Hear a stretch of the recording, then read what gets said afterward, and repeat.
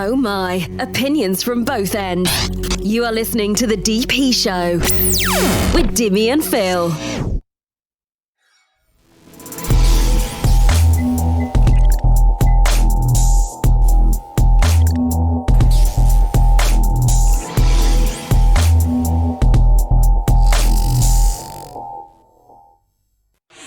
And welcome to another DP Show audio check. 1, 2, 3. I hope everything is working correctly. Yeah, it's Tuesday night, 9 p.m. Eastern. We're here for your COVID relief as always, and joined like I do every week with my good friend, Mr. 𝗵𝗵𝗀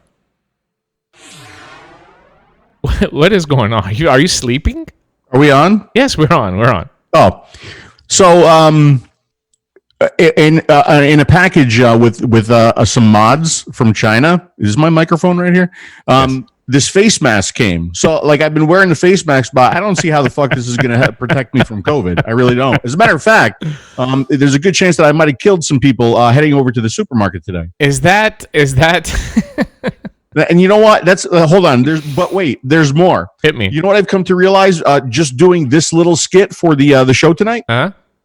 Chinese have very, very tiny heads. Very, very tiny heads. I was about to say. I'm literally cutting the circulation off to my brain right now as we speak. You know what it reminds me a little bit of, like Magic Mike, like 50 Shades of Grey's, like kinky kind of stuff, you know? Oh. Yeah. I thought you were going to go there with it. Maybe next time I'll wear chaps for you. How you been doing, buddy? You've been missing me this past week? Can I take this off, please? Yes, please. Okay. Go ahead. All right. Good. Okay. Oh, it's bright in here. Hey, Dimitri. Hey, buddy. So what was the question? How has your week been without me there cooking for you? It's just been sad. Yeah. It's been sad. Just cereal at night. That's just burgers and hot dogs. But tonight. Oh, and I almost did. I might do this the next time with the pork souvlaki because I think there's enough.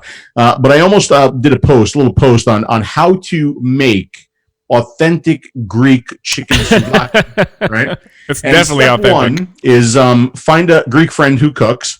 Step 2, invite them over your house. Step 3, make sure that there's enough ingredients so that there's some left over so that they can put it in little packages and put it in the freezer. Okay. Step 4 is take it out of the freezer, defrost it, put it on skewers, and barbecue it. And that's how you make from scratch homemade chicken Greek souvlaki. I hope it sounds like you put a lot of work and effort into it, and I hope it turned out great and fantastic. Man, let me tell you. Telephone lines are open 215-383-5752. Please call in if you have any questions or comments for tonight's guests. We're going to be discussing the much anticipated rally in Washington, D.C. with a group of the organizers of the rally. But if you have any questions pertaining to vaping, if you have any questions pertaining to anything in life, the DP Show is here for you. We're here to penetrate your opinion from both ends. That's what we're here for. We're here for your entertainment on Tuesday nights, 9 p.m. Here comes Eastern. my alcoholic beverage. Here comes my adult beverage. A little programming note. Next Tuesday night will be the season 2 finale of the Smoker Show. Yes. Nice little recap where we're heading into the fall. We're going to take a little break just like we did last year, and then we're going to start season 3 October the 6th, when I will be returning from Greece. So next Tuesday night, the season finale of the Smoker Show season 2. But we will be doing DPs until the Smoker shows. It just works every time. New Wave Day for the other super chat, but it is going to cost you more than $2 to see Phil in buttless chaps. Absolutely, it will. Absolutely, it will. All right. So, without further ado, let's go ahead and introduce and welcome our prestigious panel. Hey, before you do, yes. Too late. Never mind. It was too late. Something that you wanted to say? I guess. Well, I was just going to say, if you stick around, I might be talking about Ozark later on because I finished season 3 now. Oh, that would be great. Also, just a little programming note. If we have some time towards the end of the show, we do have a vape wheel that's full of prizes. Maybe we'll give away some team free shit. That's always fun, right? All right. So joining us now from the UVA, United Vapers Alliance, and a partial group of the organizers, we have Matthew Elliott, Sherwin, Mena, and the majestic beard of Tristan Thompson. You see the beard first, and then you see Tristan. That's just it's like a 3D version It's like a that one time I got high. Just on the lower half of my face. I could tuck my lips in and people would mistake it for a mask. Oh, man. But before we get started, Sherwin, this is not all of you organizers, so please tell us. First of all, welcome, guys. Welcome to the show. Thanks for coming on. Sherwin, tell us the people that are behind this just tremendous effort of putting on this rally. So talk to us a little bit about the organizing team. Sure. So the board members for United Vapers Alliance, you've got Tristan Thompson, who's the president. You've got myself, Sherwin Mena. You got Matt Elliott. You've got Matthew Salter. You've got Alan Davis. You got 𝗵𝗵𝗶𝗹. You've got Matt Cully, and you got Kevin Crowley. So we got a total of 7 wonderful people that have really dedicated their lives to vaping. Some are in the industry, some are not in the industry, some are just consumers, and which is pretty much what we wanted.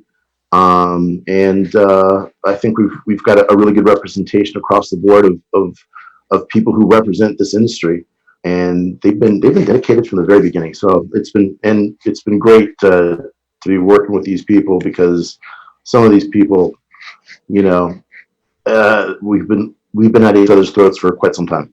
So, well, I can only imagine working close with everybody. That sometimes I get like that with Phil. People think this is easy. It's not. Yeah. All right. We definitely have had our arguments, but what's nice is that you're with people who can go ahead and argue in a very respectful manner, and still get things done. And there are times where we don't disagree, where we don't agree at all. You know? And that's why there's a board, and that's why there are votes. You know, and so it works out well. We got a good group of people.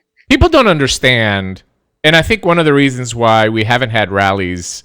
I mean, we've been talking about it for, I don't know, like 5 years now. People don't understand the tremendous amount of effort to have a legit, legal, organized effort to present the picture of vaping as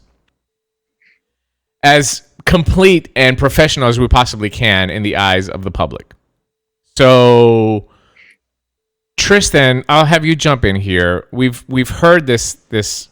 Why don't we all just go to Washington? Why don't we just? I mean, through the years we've heard about this. Why a rally? I mean, if you look at what happened the last time, it's a very powerful statement. You know, for one, I mean, I think that goes without saying. But the second thing is that it takes back the narrative. You know, the ants have had control of the narrative for too long. The media's had control of the narrative for too long. When you get a bunch of people together, they can't ignore you. You know, and when you do it right and you get the right people in front of the camera, the narrative is yours. The rest of it pretty much writes itself. And people can say what they want. I think that, I mean, you know, to judge the effectiveness of the last rally, unfortunately, me and Phil happened to be in France on business during that rally. We weren't able to attend. We did our part trying to raise some money for the group, however, instead. But the effectiveness of the last rally cannot be denied, okay? We know that we saw that his close advisors, right? That chain that we always talk about around Trump that you need to penetrate. We know that they took notice. We saw exchanges on Twitter, and we do know that it was effective. Would we like to see, 50,000 people there? Of course. Would it have been more effective if 50,000 people were there? That's debatable, but I think it probably would have had a bigger impact. But there's no denying that it was effective. So let's talk about a little bit that first go around. Whoever wants to jump in, go ahead. As far as the response that was received by that? As far as the effectiveness, what resulted out of it? What message we were able to get out there to let these people know that we're here and we're watching? Well, and I think it was just more than that we're here and we're watching. I mean, we went from abandoned flavors, it's all over, to maybe we should have a round table. We weren't having that before. They were killing us dead and we didn't have a say. And then, what was it, like the next day or the day after that? There was a round table meeting, which is amazing. So I would consider it to be, something not just highly effective, but I would also consider it a huge success. Yeah. And I think it really boils down to, everybody needs to understand that the only way something like that happens is when we all come together. And Sherwin's right. The undertaking is one thing. The whole saying, you can lead a horse to water, but you can't make him drink. Absolutely. We could set the table. We can set the ramparts for you right up in front of the enemy's fortress. But if you don't show up, Tristan, I've been setting that fucking table for the last 7 years, my friend. I know exactly what you're talking about. It's interesting that Tristan said that, right? Because in some of the things that Dimitri and I have done, we've tried to create content that we so hope goes viral. Right. We did I did the most important vape trick, which I thought for sure that was going to go viral and went nowhere. Nobody shared it, the way I was hoping. We just did the Surgeon General video, and we were hoping that would go viral. Instead, we've got, should I call them idiots and morons? That thought that video was all about masks, and it had nothing to do with masks. It had everything to do with the Surgeon General learning something new and changing his opinion, and hoping that he can learn something new about vaping and change his opinion. But again, like you said, you set the table and you hope somebody comes over to eat. Yeah. And one of the advantages that we had is that you're looking at a group of people that really didn't have a seat at the table. I mean, we weren't the ones that we weren't industry.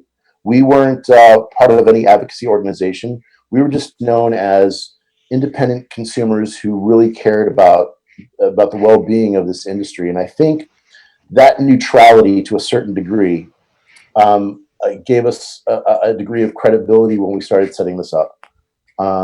Everyone has known that the Legion has always stood for doing the right thing, for exposing the people who are taking advantage of this industry, and the ability to be able to go ahead and use that to promote the rally, I think allowed people the assumption that this is going to be something that is going to be decent. It's going to be okay.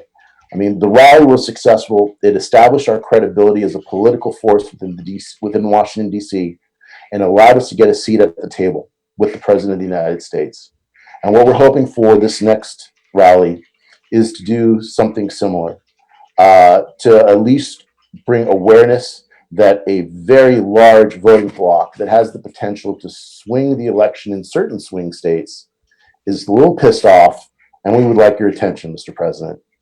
And that is what we want to do for this particular election. And we'll get into the details here in a little bit. Matthew, let me get you to jump in here. I want you to kind of go by and kind of recap, if you can, the feelings that came over you attending the last rally and being with your comrades and being with friends and meeting people and spreading the word of harm reduction.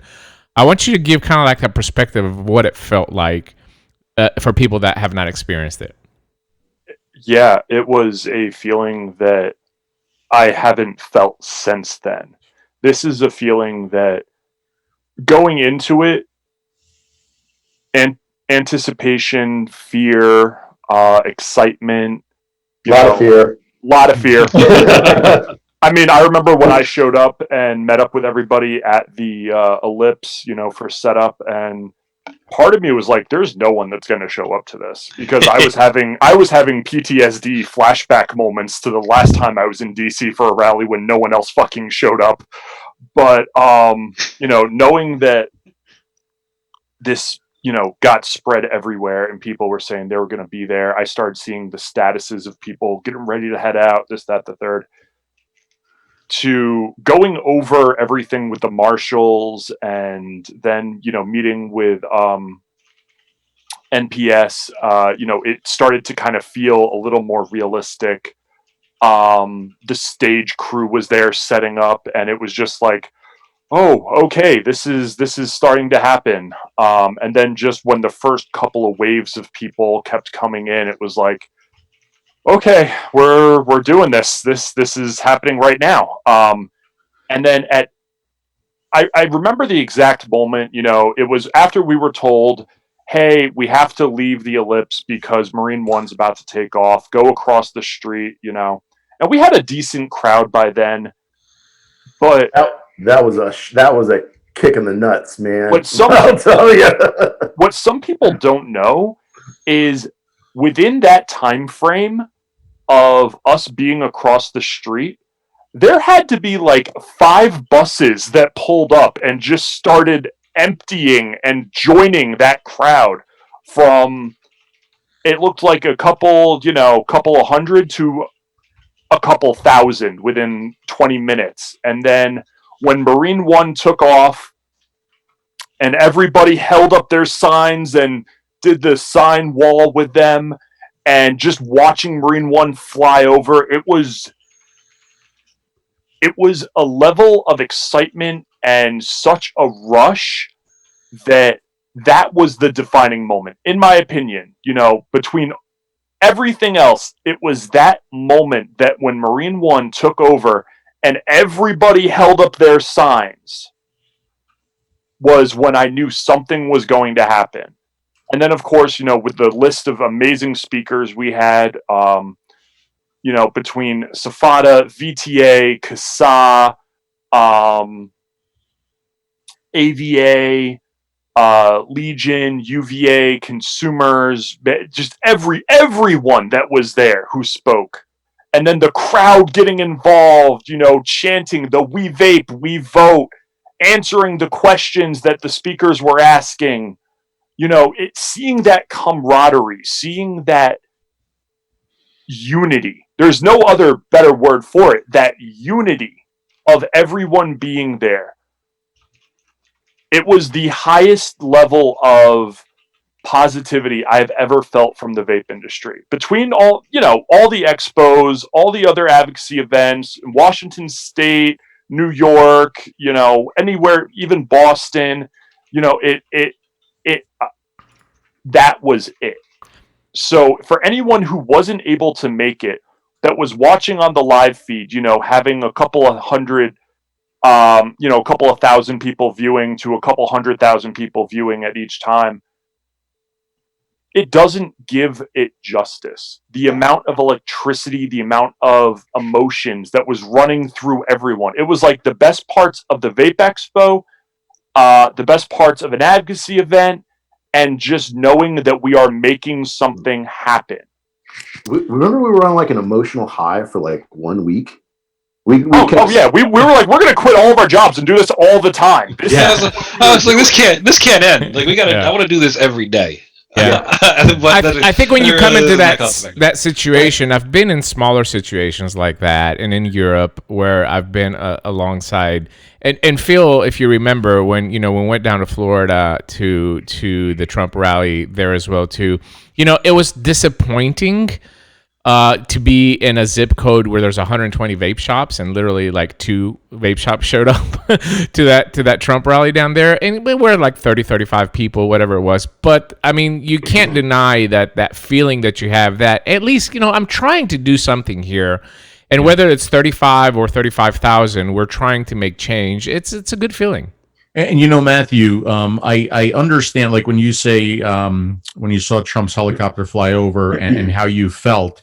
I got a very, very small taste of that when I was at the protest at Mar-a-Lago, when the motorcade came by, right? And Trump is there. He's looking out the window, and he just passed by about 5 or 6 blocks of people holding "We Vape, We Vote" signs. He saw that, right? So yeah, I mean, I get that. That's a pretty powerful feeling. Trying to do your part.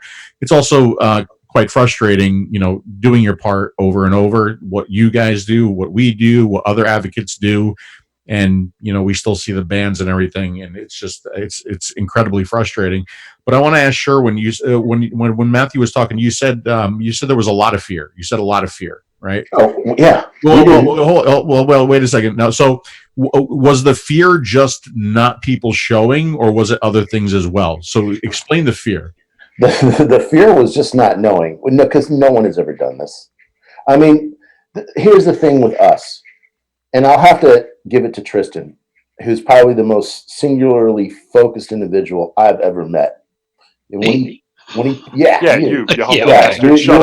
Scottish. You're Scottish. I'm going to kill you. So, when we get together collectively as a mindset and decide to do something, we do it.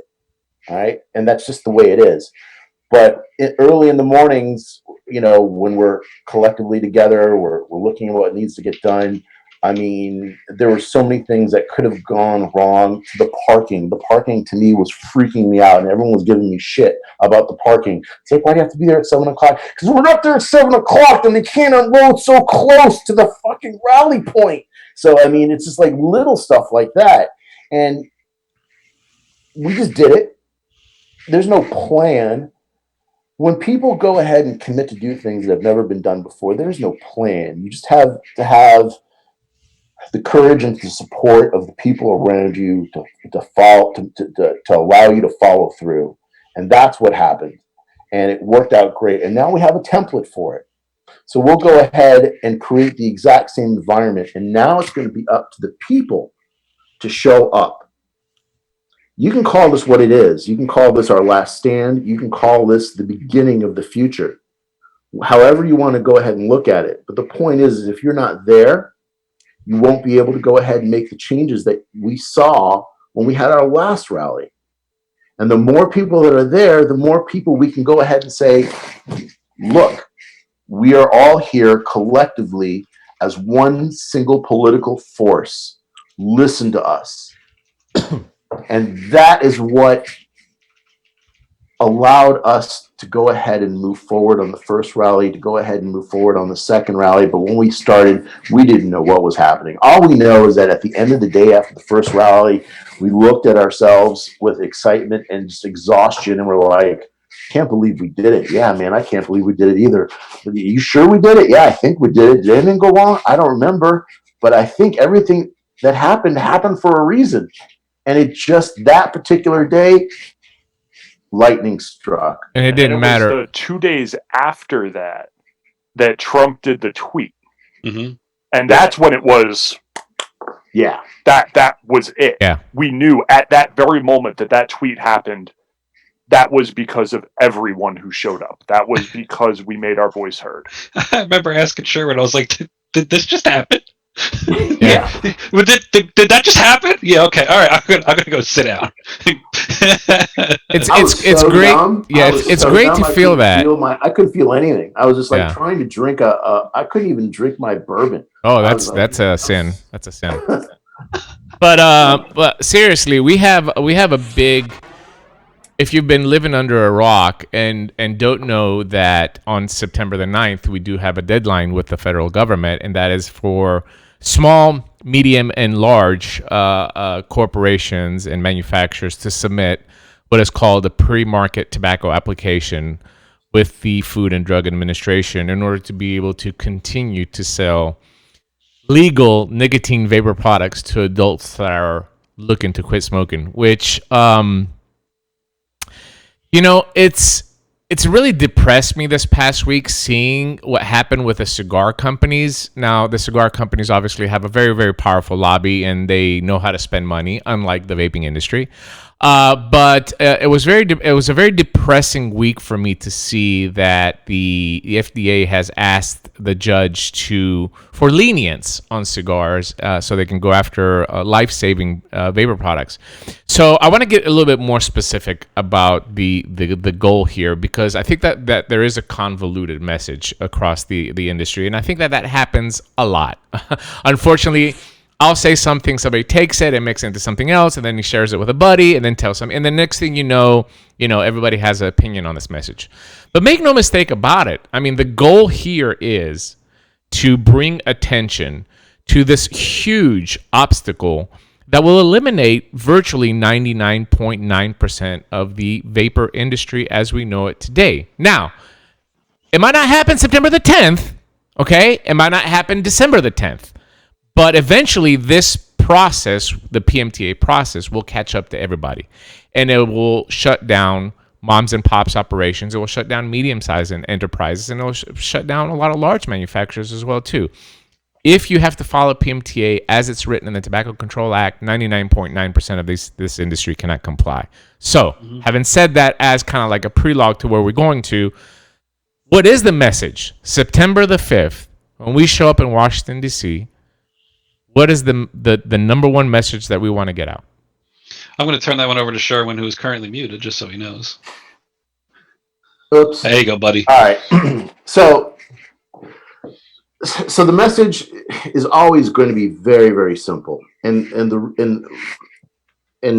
let me preface this by saying that there's going to be multiple messages, but you don't get noticed unless you scream. Number one, whoever screams the loudest gets noticed, as is evidenced by what we're seeing today all across the nation. Okay?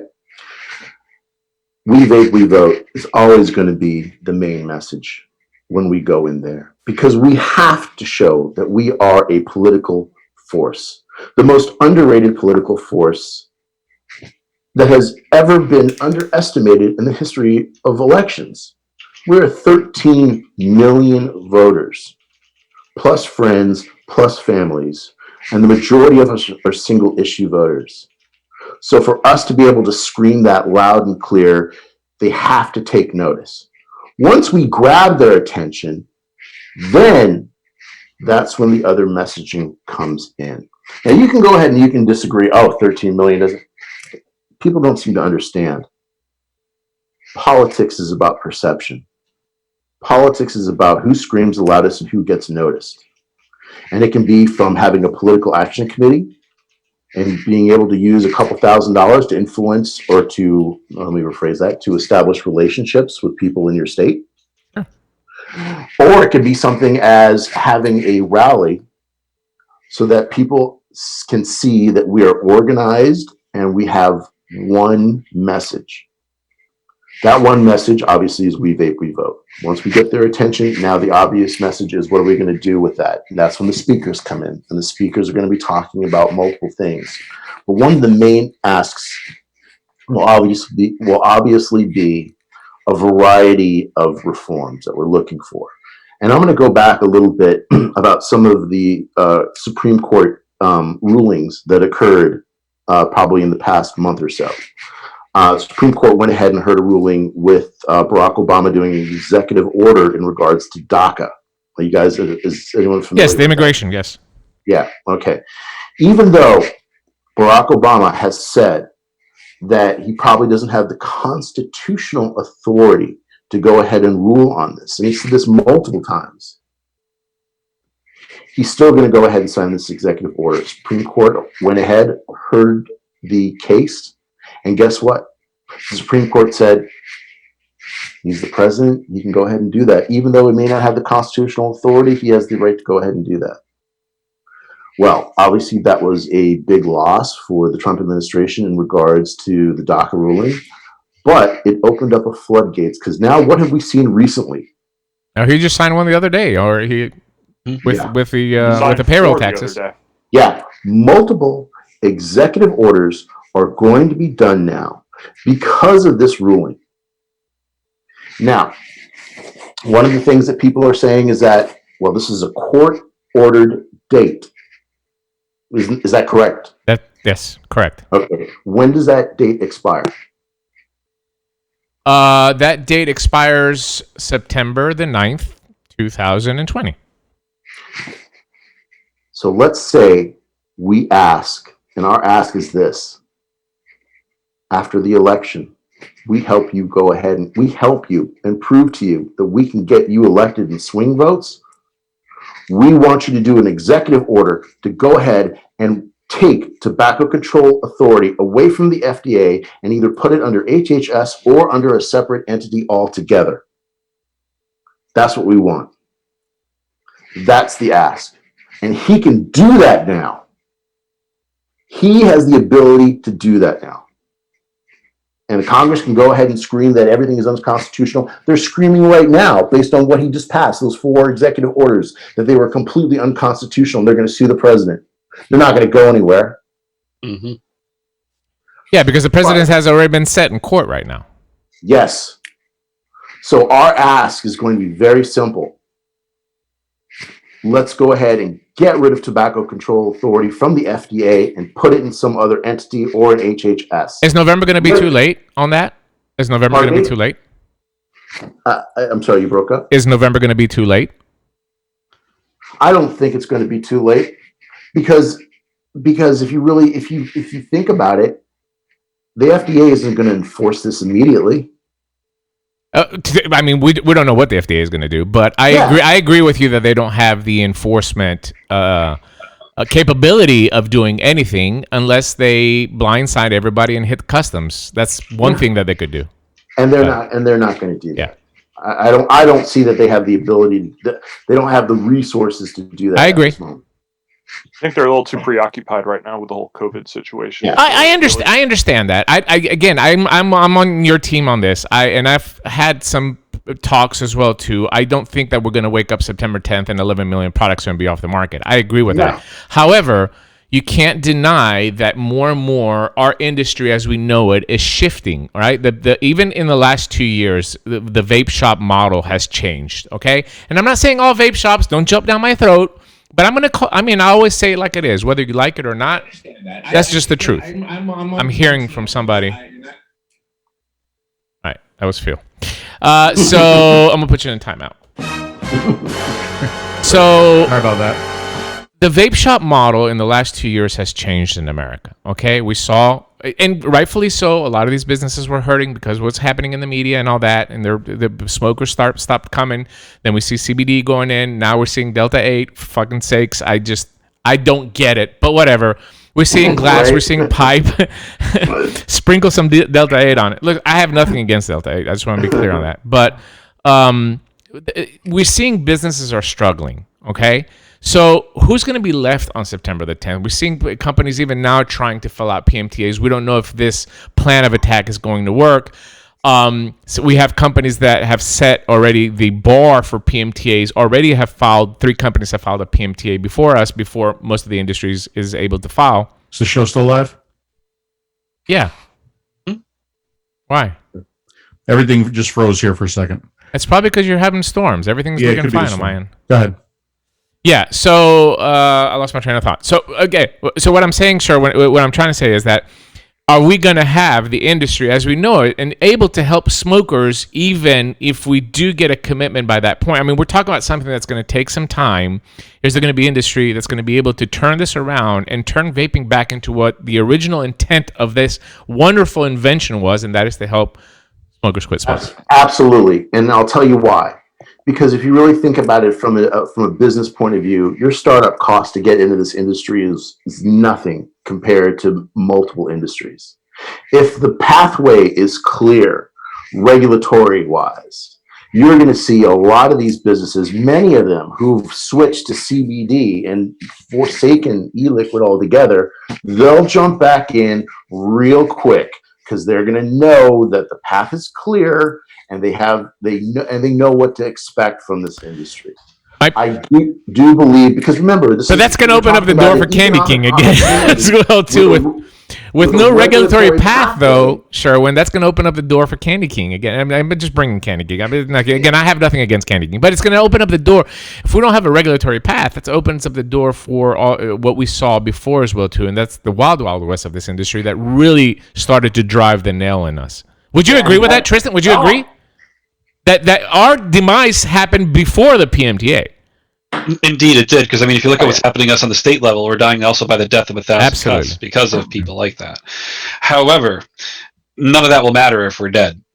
Correct. There's no surviving as the industry as it is now if that process comes to pass. Yeah. So I'm just bringing it up for a debate type of topic. I'm not taking it out. I just want to make sure. I want people to fully understand and grasp the situation.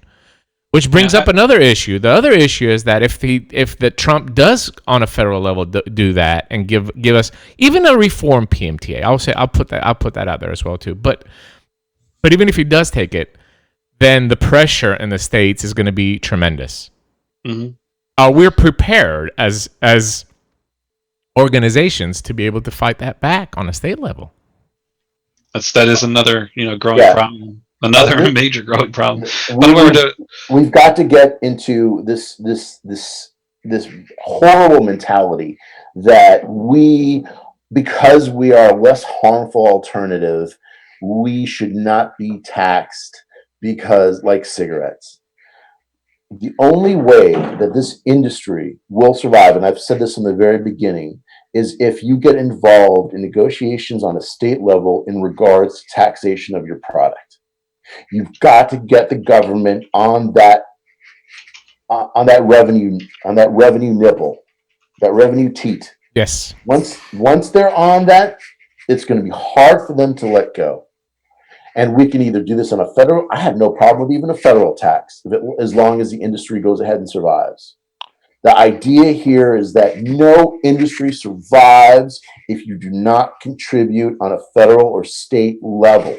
It does not happen. It does not happen. No. And listen, I'm with you on that as long as we can negotiate and it's not RJR or Altria bringing tax bills, or if it's not uneducated senators that just don't understand the product. Yes, I agree with you. There is a way to negotiate and bring something as long as you have a seat to the table. And we know that in the majority of the states, we don't, unfortunately. And we've seen that clearly in some of these states that have passed some laws. Go ahead, Matthew. Raising your hand up there. I like that.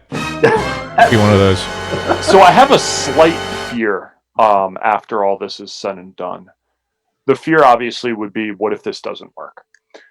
The other fear is, and you kind of started it, and you know what, since this is the DP show and you love debating, fuck it. The fear is, what if it does work? Do we trust the industry as a whole? Well, first we have to define what the industry is, who has seats at the table, who has the ability to speak for the industry. Do we trust the industry to stop shooting itself in the foot? No. And actually turn around and be the professional harm reduction industry that we are supposed to be? No. Well, I will tell you one thing. If there is a seat at the table and if there's anyone that is not messing around, I can guarantee that there's going to be Legion in the background with huge fucking sledgehammers in the back of that room, making sure that people fucking pay attention and do the right thing. Because there comes a point where, you know, you need to go ahead and stop being immature about this. There's always going to be assholes. We know that. No doubt. You know, but the point is that they're not the ones that are not going to have the seat at the table. Yeah. You know, it's going to have to be a combination between VTA, 𝗂𝗵𝗂, AVA, and maybe a consumer group. You know, you know, I think we should invite Mark Block to the table as well too. That's what. Oh, that'd be Let's wonderful. bring him as well too. And we can bring some His gold. eyes just narrowed in. Maybe we can bring some bricks of gold. I just wanted to lighten up the mood a little bit. Comment from, by the way, your comments. Oh, too soon. Wait a minute. No, it's not. By the way, comments and questions. Bill Tarling is collecting your comments and questions. Also, the telephone lines are open if you want to call in 215-383-5752. If you have any questions for our panel, don't be shy. Don't be stuck behind a keyboard. The phone lines are open. You can call and say anything that you want. Yeah, especially in regards to the rally, because I'm sure a lot of you are going to have a lot of questions. Absolutely. So COVID obviously is something in regards to the rally. So is it okay if I bring that up now? Yeah, just a second. I just want to put this comment, Country Boy Vapes. I hope something gets done about this PMTA deadline. It's already difficult enough for people like me who are disabled and live in a state where shipping vapor products is already restricted. This is real world folks here. I love comments like this because sometimes we get really selfish in this industry and vapors get selfish. Like, I can DIY. Yeah, of course I can DIY too. Look, I got nicotine back there, but I'm still doing a fucking show every week. You know what I'm saying? So people like this guy, right? Disabled. In a state where they can't ship products, already difficult for him to stay off cigarettes. Now his biggest fear is PMTA, and then everything is gonna disappear afterwards. So take these comments not lightly. Take these comments and really understand the situation that other people, other fellowship vapors might be going through. It's very, very important. All right. When you say real world, I mean, I've worked with Matthew 2 or 3 times now at this point where I have people. Here's the real world, right? They actually go to their local vape shop and there's no more flavors on the counters, right? Mm-hmm. And they can't believe it. They can't believe it actually happened. They can't believe they can't go into their vape shop and buy the flavor that they love anymore, which is so fucking ridiculous, right? Horrible. So I mean, I've gone to Matt several times and said, what can we do? What can we do for these people? Is there somebody that can still ship? Is there something? Because I love the fact that people are out there DIYing, and that's terrific. And if you can do it, do it. There's a lot of people that are just they're not going to, and I fear that there's going to be people who are not going to go back to tobacco flavored vape, and they just say fuck it, and they're gonna go buy a pack of cigarettes, right? So that's a very another good option for that, Phil, is for them to try the number one selling unsalted watermelon peach. Yes, that's another option. It's very, very good and flavorful. Now, seriously though, let's get into it. Go ahead, Matthew. So there's a very real situation right now. Like Phil said, and we've spoken many times, and I've directed people to companies that I know are willing to say, fuck these state laws, these stupid, overbearing, unconstitutional laws. And I do have lists of companies that are willing to still ship. But here's a reality, and I want everyone to think about this for a second. We are now a couple of months into the New York State flavor ban. I was at the vape shop today, and I shit you not, there were 2 people that came in that said, "What do you mean flavors are banned?" Yeah, see? Right. No idea. They have no idea. Right. And then, so some places, are doing loopholes where they're selling DIY kits, which virtually they're just getting the nicotine from the DIY kit and they're filling up a 0 milligram bottle, because some vape shops have interpreted the law as you can sell 0 milligram in the shop. You just can't sell nicotine or whatever. You can't make it as intended use. But there's an amount of people that do not want to go through these loopholes. They do not want to go on tobacco flavor. They don't want to do any of this. They're just going out and buying a fucking pack of cigarettes because it's simple. They used vaping to quit smoking because it was easier. Right. Now they're like, fuck it. I'm not doing all this stress. I'm going to buy a pack of cigarettes. Yeah. That is the reality. And we saw cigarette sales have increased since COVID-19. Yep. Go ahead, Phil. Cigarette sales have increased. Yeah, I don't want to get down on the guy who goes into the vape shop and is surprised that flavors are gone, right? Because not everybody is our kind of vapor. Not everybody watches vape shows. Not everybody watches YouTube shows. Not everybody knows what's going on with vaping, right? There are people who just go into a vape shop because they used to go into a C-store and buy a pack of cigarettes. Now they go into a vape shop and they buy their e-liquid, right? They're not involved. So I don't want to come down on those people. But what I want to come down on is the fact that those people can't get their shit anymore. they just can't be. They can't get that thing that they're using to be healthy. Yeah, I mean, I hate to say this, but I do place a certain amount of responsibility on that vape shop. I mean, it's your job and your duty to go ahead and educate your customers as to what's going on. We do it in our shop all the time.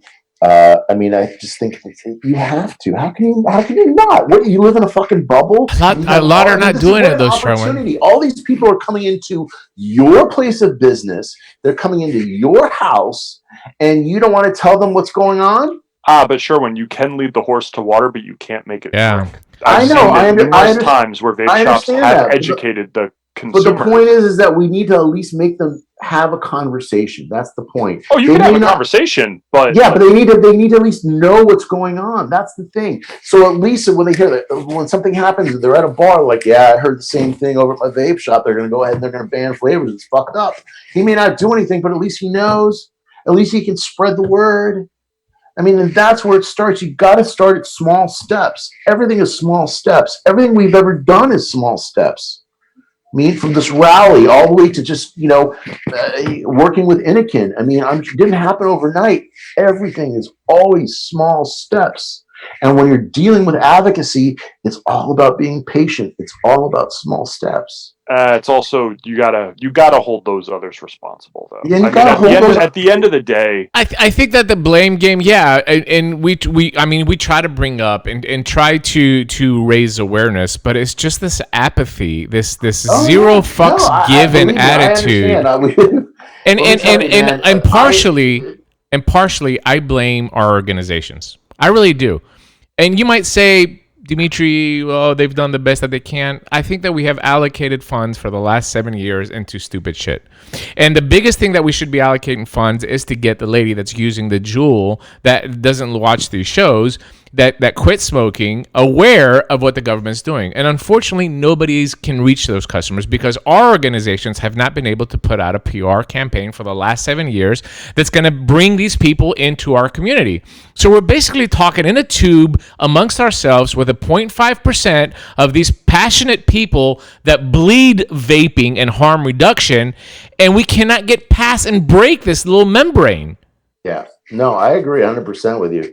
It's been talking in a bubble for God knows how long, for the past 7-8 years. I feel so bad every year. I have to hit up my TSFA members, their dues, fund the pack, fund the PR. I mean, they do it. You know, we have a really, really good membership in Tennessee. I'm not going to lie. But I'm sick and tired of carrying all these other motherfuckers in the state that have not put their hand in their pocket, that don't want to do anything positive for harm reduction, that always ride the backs of the same people that we see donating into VTA, into TSFA, into North Carolina, and all that. It's the same group of people. Yeah. And I can feel that they're frustrated, and rightfully so, and I'm frustrated for them as well too. Imagine that on a national level. You said 13 million vapors earlier, Sherwin, and I believe that we have close to that number. It could be a combination of dual users, it could be a combination of pod users, but let me tell you something. As somebody that goes to China twice a year, I can guarantee you we're a $5 billion industry. That shit's being sold to some millions of people, okay? So... the problem is that we can't reach 13 million people. It's always been our problem. And instead of us funding stupid shit like we do every year, we should be funding a national PR campaign that can get Greg or any other pretty boy face, Brent Stafford, fucking rip trippers if we have to. I don't care. Put anybody you want in front of a national TV and say your government's lying to you. That's always been the problem. Sorry, I just had to rant there. No. You're speaking. I understand the rant, but you also have to look at it politically. It's not about reaching the masses. It's about reaching the decision makers in on the federal level who have the perception that we can reach the masses. That's what it boils down to. Yeah, I get it. I 110% agree with you, and that's what we're trying to do. That's what we're trying to influence, and that's why this rally coming up is very, very important. And I hate saying it on YouTube. I hate saying it in public. Yeah, no. Are going to bite me on the ass? I don't think it's going to bite you in the... I think that we're loud. I think that we've stirred up a lot of shit. I know that I've touched a nerve with Jerome Adams. I can guarantee you that. The guy makes tweets all the time. You are one crying. Relentless motherfucker. I've never seen. I know Jerome Adams goes to bed crying thinking about it. From that movie in the 80s. Was it Wanted or whatever it was? I don't know. You're showing your age, Sherwin. We just need more of that. But let's get to the COVID thing. I know it's been a concern of mine and Phil's as well too. You know, after the rally, we're going to go up and see Phil's parents. And you know, there's a concern. There's a concern with the COVID. It's something that you know, whether you believe in it or not, or conspiracies and all that, that's irrelevant. The relevant thing is that we have this going on. DC has kind of changed their lockdown kind of thing in the last couple of weeks. So let's explore that a little bit and what measures you're taking and what has Washington have told you about how we're going to handle this. Sure, absolutely. So when we're talking about the ellipse, we're talking about federal lands under the control of the Secretary of the Interior, enforced by National Park Services and Secret Service. They are completely autonomous and separate from the District of Columbia. Complete and separate. So don't worry about what DC says. These are federal lands. And if you all remember a couple of weeks ago, there was a huge riot in Lafayette Park. A huge riot at the Ellipse. And you know, people went ahead, they tore down statues. Well, those suckers are getting 25 years in jail because they're doing it on federal land. Yeah. So that's where we're located. So So as long as everyone understands that there is a separation between what you hear and see from the District of Columbia and what is actually federal property. The National Park Service has required us to go ahead and have a COVID response or a COVID plan, which we have readily submitted. And it's actually quite simple. Everyone that is attending the rally must have masks. If they do not have masks, we also have a first aid station in which we have 500 KN95 masks available for you if you forget your mask or misplace it. We also are going to have a sanitation station for hand sanitizers for people who want to go ahead and sanitize their hands on, however often that they wish to do so. We're going to have multiple gallon jugs available for that as well. And the third thing is social distancing, which we will be announcing throughout the event, so that if you are in a group, groups should social distance from other groups. And the reason why we say that is because obviously you know the people that you came with 4 or 5 people. You can stay together with the 4 or 5 people, but social distance yourself from other groups or other individuals that you don't know. So that put together is basically our COVID response. That's pretty important because Phil, he cannot leave like 6 feet away from him. He gets lost. You know, he's like, I have to put like one of those leashes on, like when we're traveling. So, I mean, I've got to ask, I'm not trying to play devil's advocate or anything, but I mean, we're going to see a lot of this, right? We're going to see this, and then they're going to take that off, and they're going to take a big vape, and they're going to blow a giant vape cloud, and they're going to put this back on, right? Mm-hmm. Yeah. What's that going to look like? I mean, a lot of people are going to say, oh, look what they're doing, It's going to look no more different than anyone who's going on the podium and taking off their mask to speak. Okay. And the other thing too that I want to point out here is that I'm kind of counting on using the social distancing rules to have a little bit of an enhanced mind game effect. I mean, think about it. When everybody's all jumbled together, crowd looks small. When everybody spreads out, crowd looks really big. So, it kind of plays in our favor. So, I mean, if you guys could do keep in mind that, it's an optics thing. It really drives the point home when the crowd takes up more of the ellipse than we originally anticipated for. The other thing is to keep in mind too, is that, this is a very big optics thing for the industry. Remember I said taking back the narrative? Well, yeah. We also can't go out and, cry public health and then at the same time say, nah, fuck that. Because, we feel a certain kind of way of the current political climate in the country or the virus, depending on how you interpret things. Yeah. So that being said, this is about, we take ourselves seriously enough to come out here and risk life and limb for it. So pay attention, it's super important. It's super, super important. I cannot stress that enough, and there's a time and a place to disagree with these sort of things. This ain't it. Yeah. This ain't it. There's a time and a place.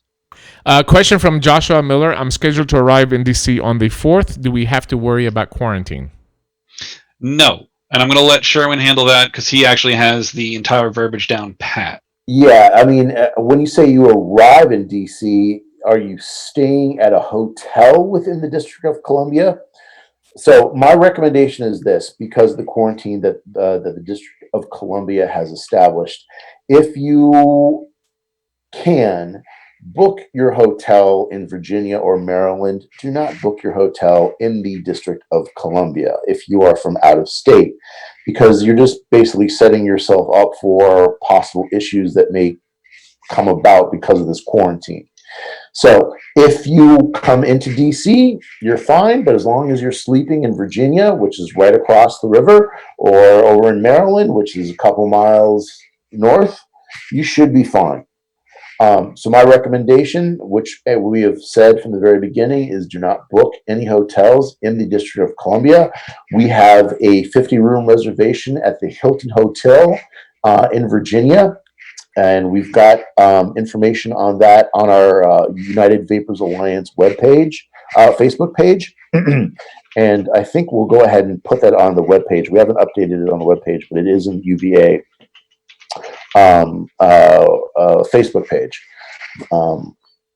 So hopefully that answers the questions for anyone in regards to going to DC. Just don't mess with it. Don't go to DC.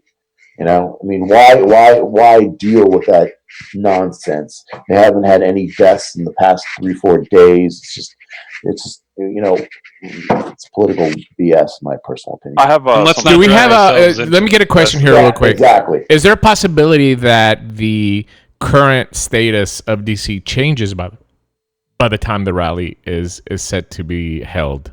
Meaning, the measures that they have in place, is there a possibility that they might just say September the 1st, we're done? That's no longer valid. Yeah, I mean, DC could. I mean, if the trend continues in regards to COVID deaths within DC and the amount of COVID related and the amount of COVID positive testing, they very well could go ahead and eliminate quarantine prior to the rally. Yeah, that's a very good possibility. Isn't the quarantine mandated till October though?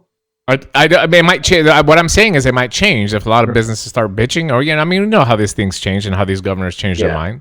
Yeah, I mean, could it possibly change, or could it be? Yeah, they could. I mean, right now I'm seeing tweets in regards to DC about how there has not been, I think, a death in the past 3 or 4 days.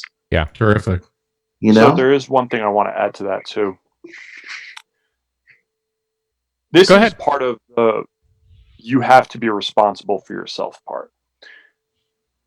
Look at your state COVID rules. So, for instance, I live in New York. There are 39, count them, 39 states that if you go to, you have to quarantine for 14 days when you come back. New York sucks. I'm just going to be flat out and say that. Yeah. I'm going to do what I have to do. That's all I'm going to say. But do not get yourself in a situation where it is going to screw you because of your state laws, or because if anything changes in this time from now until September 5th. We need as many people to be there as possible. But if you legitimately cannot go there, don't force yourself to and then get in trouble. Especially then don't turn around and say, well, fucking United Vapors Alliance told me to fucking go down there. And no, because that's on you. That would not be good. Especially and you guys know me, I'm always about, take care of yourself, your family, and your friends first. Absolutely. You got to think of it that way, because if you're surrounded by at-risk people, probably not a good idea. Hey, Sergio Gonzalez, thank you for the super chat, my friend. Much appreciated. The 50 to help out. Thank you very much, Sergio. Gracias, I should say as well, too. I think it's a Hispanic name, so I hope I'm right. Sergio Gonzalez. I can't be that wrong. By the way, let's get a little bit into this. The other day we were doing the Smoker Show, and stop me if you've heard this, because you've heard it 100 times. We were doing the Smoker Show, and we're talking about the Veritas cohort study that is being launched, which I'm an ambassador for here in Tennessee and Georgia. It's basically a study that's trying to find people that didn't smoke a lot before to start doing some clinical testing and see how vaping affects their lungs, and it's something that's going to help that doesn't have a lot of damage from smoking, right? That's the whole goal of this study. And we're talking about the study on the show, and immediately, they won't call. The phone lines were open, right behind a keyboard. Well, this study is doomed before it even gets started, blah, blah, blah, behind the keyboard on it. What is it about this community that, look, I don't agree with everything that the Vaping Legion does. I don't agree with everything in this rally, but I'm going to be there to support it. I have a speech prepared. I have props for my speech. I am ready to go. I'm ready to do this because I believe in it, right? Whether I agree with you 110%. If you don't like what they're doing, just don't participate. But why is it that this industry wants to bash it and try to influence other people to go along with their bashing when it's really nothing to them? What is it about this industry, that this community, that we continuously see this public travesty that is happening? Sherwin, Tristan, I know you're itching to get on the bites on that. No, listen, I can sum that up easily. And I think the two of you, Dimmy, and sure, I think everybody here is going to agree with this. Everybody wants to be the guy. Yeah. Everybody wants to be the guy. Everyone wants to be the dude, the woman, or the person, or the individual that saves vaping. They want to be the one that says, "I did it." Yeah. And then the time comes to put the work in, and they don't show the fuck up. Every single time. If every loudmouth vapor put their money where their mouth is and stood up, I could retire. I could just say, "Yo, I'm good. Y'all got this." But that doesn't happen, does it? It turns into a giant teardown contest for the last man standing. It's almost like a right of supremacy. But when somebody finally does reign supreme, they'll find a way to tear that person down too. And at the end result is where we are now. Yeah. Where the person who said, "Try me," has to be the one that's, organizes this with his buddies to step up and say, "This is happening." Yeah, I told the guy in the chat the other day, I was like, I look forward to your study. Like, when you launch it, call me. I'll come and participate in your study. If you can do it better than Pelosa and Phillips and all these other brilliant scientists that have helped vaping for the last day, if you can do it better, I'll come to your study. But don't criticize something. That hasn't even launched officially yet. It's got a couple more months before it launches officially. Why would you buy? And I've seen this with the rally as well, too. I've seen people in public situations say, this is going to be that. Look, you don't want to go? Don't go. You don't want to support it? Don't support it. You have some things that you don't like about it? Keep it to yourself. It's not our show. I told this to Phil as well, too.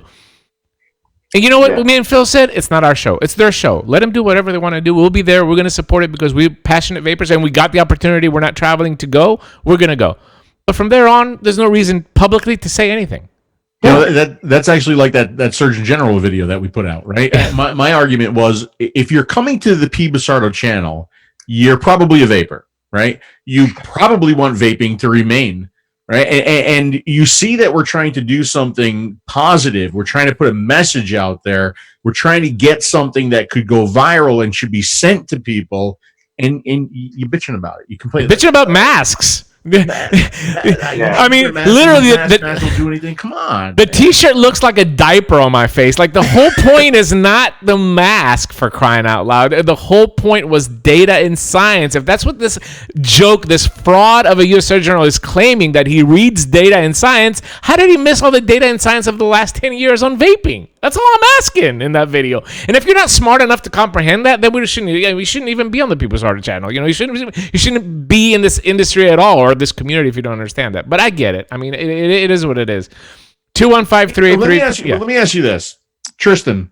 If we were to instead of doing this rally, right? If we were to get let's see, which two vape reviewers hate each other right now? Right now, there's Bogan and 𝗂𝗍𝗂. Well, I don't know if they hate each other, but that's the latest drama from what I heard. I don't know. All right, so let's say instead of the rally, we get Bogan and 𝗂𝗍𝗂 and Todd. I think Todd's on. Todd was in. Yeah, he was. Okay, I think they patched up. All of them on stage, and they can fight it out. Who do you think we would have more people for and more interest in? Yeah. A rally to save vaping, or a drama fist fight, hands down, between reviewers. What's your thoughts there? That's a really tough call, man. I got 500 on Bogan. I was going to say, listen, Bogan's shit talk game is on point, so I'm going to give him an automatic 5 points because he's going to be in his head. He's legit.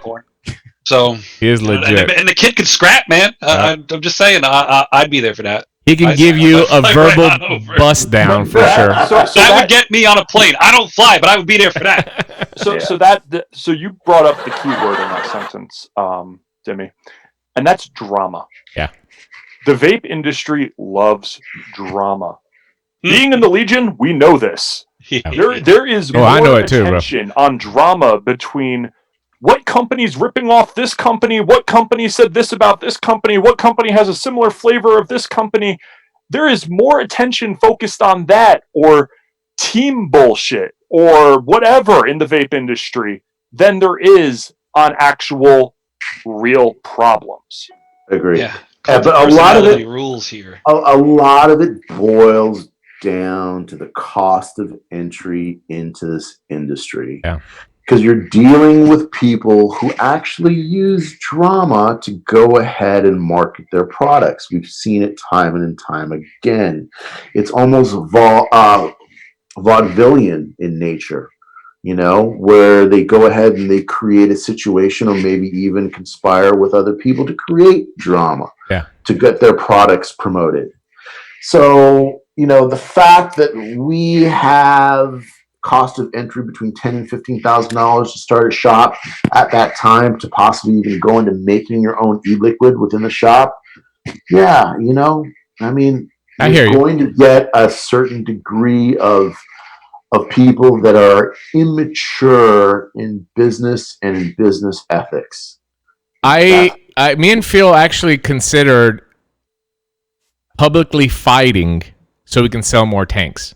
Like literally, like a breakup of the bromance, just so we can sell more tanks. But we couldn't stoop that low. But I mean, you could. I would officiate this fight. It would have to be in assless chaps and Jello.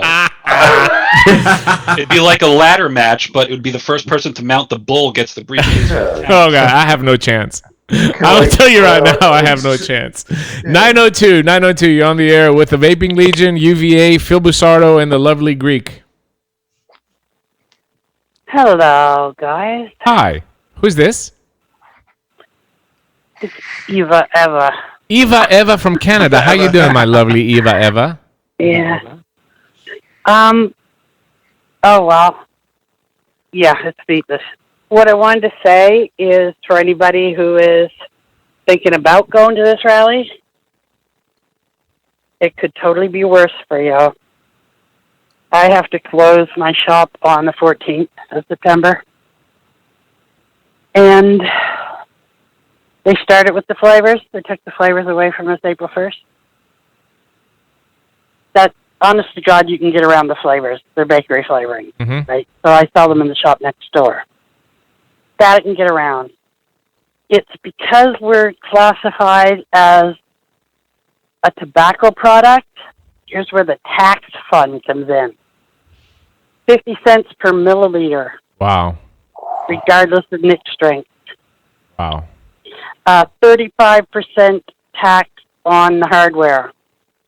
Jesus. Where is this? She's in Canada. What province are you in? Nova Scotia, right. Yeah. Nova Scotia. Here's the kicker, though. In order for somebody in another province or another country to sell me stuff in Nova Scotia, they must have vendor's permits to sell in Nova Scotia. They have to be a distributor in Nova Scotia. Yeah. They have to, basically it's a tobacco license they have to get. That's so that they gather this ridiculous tax from me and remit that tax. I know a couple of you guys are actual business owners, and that's the fucking worst thing you want to ask anybody to do is take on another tax remittance. Yeah. So, and so even if I wanted to stay in business, I have nobody to buy product from. Oh. Zero. Sorry to hear this, Abe. None of them registered. None of them. That's horrible. So, if you're... Where was the Canadian Vaping If you think it's too late for you, yeah. Sorry? Where was the Canadian Vaping Association on all this? Here's our problem right here. They did all they could, honest to God. But right now, and for the last actual 15 years, we've had a liberal majority. Once the liberals want to do something, that's it. They don't listen because they don't have to listen. There's no election pending.